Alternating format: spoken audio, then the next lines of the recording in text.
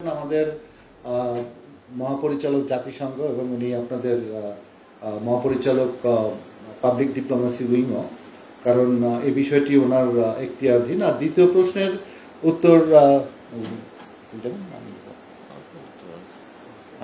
দ্বিতীয় প্রশ্নের উত্তর হচ্ছে, আমি আপনাদেরকে যেটুকু বলতে পারি সেটা হলো যে এই সফরের আগে আমার যুক্তরাজ্যের হাই কমিশনারের সাথে একটি ব্রেকফাস্ট মিটিং এ দেখা হয়েছিল এবং আমার সাথে ওনার আলোচনা হয়েছিল। বান্ডেল থাকলে প্রতি সেনমানিতে টাকা বাঁচবে। বিকাশ সেনমানি বান্ডেল কিনে জিতুন প্রতি লেনদেনে।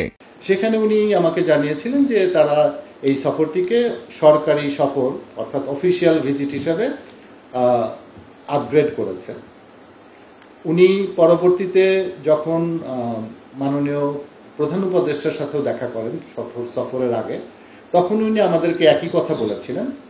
আমাদের রাষ্ট্রদূত হাই কমিশনার লন্ডনে যিনি আছেন, উনি যখন ওখানে পররাষ্ট্র মন্ত্রণালয়ে যোগাযোগ করেন, তখনও তাকে বলা হয়েছিল যে এটি একটি সরকারি সফর এবং সরকারি সফরে আমরা যে বিষয়গুলোকে নিশ্চিত ধরেই নিই, তার মধ্যে দুদেশের মধ্যে মানে প্রধানমন্ত্রী পর্যায়ে বৈঠক হবে।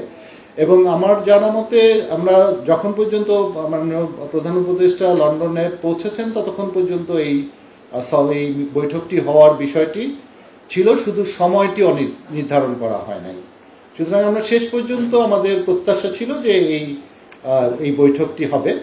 শেষ মুহূর্তে কোনো কারণে এই বৈঠকটি হয়নি। তবে আমি আপনাদেরকে যে বিষয়টি জানাতে চাই সেটি হচ্ছে যে এই শুধু ব্রিটেনের প্রধানমন্ত্রী ছাড়া অন্য যে যত প্রোগ্রাম ছিল আমি আপনাদেরকে ডিটেল বলেছিলাম, তার চেয়ে অনেক বেশি, যেমন ওদের ট্রেড মিনিস্টার আমাদের প্রধান উপদেষ্টার সাথে ওখানে সাক্ষাৎ করেছেন।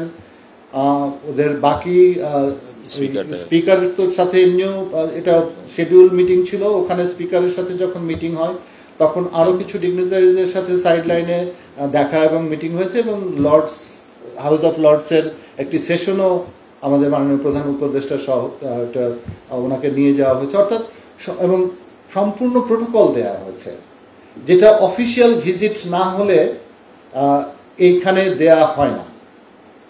ফলে ব্রিটেনের প্রধানমন্ত্রীর সাথে আমাদের মাননীয় প্রধান উপদেষ্টার কেন সাক্ষাৎ হয়নি সেটার দায়ভার কার উপরে? নিঃসন্দেহে আমরা যেহেতু মানে এই সফর পরিচালনার অংশ ছিলাম, সুতরাং কিছুটা তো দায়ভার আমাদের উপরে আসেই। তবে আমি আপনাদেরকে যে অবস্থাটা বললাম তাতে মনে হয় যে কোনো কারণে ওদের পক্ষে এই মিটিংটা করা সম্ভব হয়নি। দ্বিতীয় প্রশ্নটির উত্তর দেবে। প্রথম অংশের উত্তরটা আমি দ্বিতীয় প্রশ্নটির পরে আপনার সম্পূরক প্রশ্ন আমরা